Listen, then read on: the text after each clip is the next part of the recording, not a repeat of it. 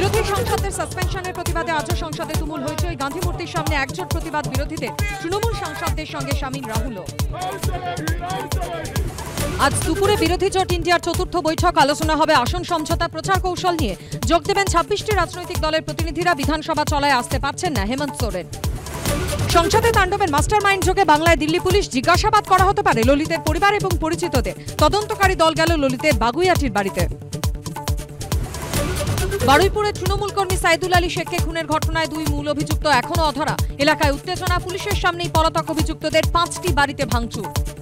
উদ্বেগ বাড়াচ্ছে করোনা। কেরলে একদিনে আক্রান্ত 111, মৃত্যু 1। মুম্বাইতে আক্রান্ত 13। কর্ণাটকে 60-দের মাস্ক বাধ্যতামূলক। নতুন গাইডলাইন দিয়ে স্বাস্থ্য সচিবদের চিঠি কেন্দ্রের। আজ স্বাস্থ্য ভবনে বৈঠক।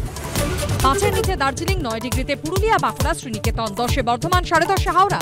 কাল থেকে কলকাতায় আরও নামবে পারদ। শুক্রবার পর্যন্ত চলবে শীতের স্পেল।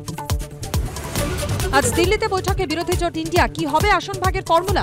মমতাকে মুখ করার তৃণমূলের দাবি মানবে বাকি বিরোধীরা? ঘণ্টাখানেক সঙ্গে সুমন, রাত 8টা।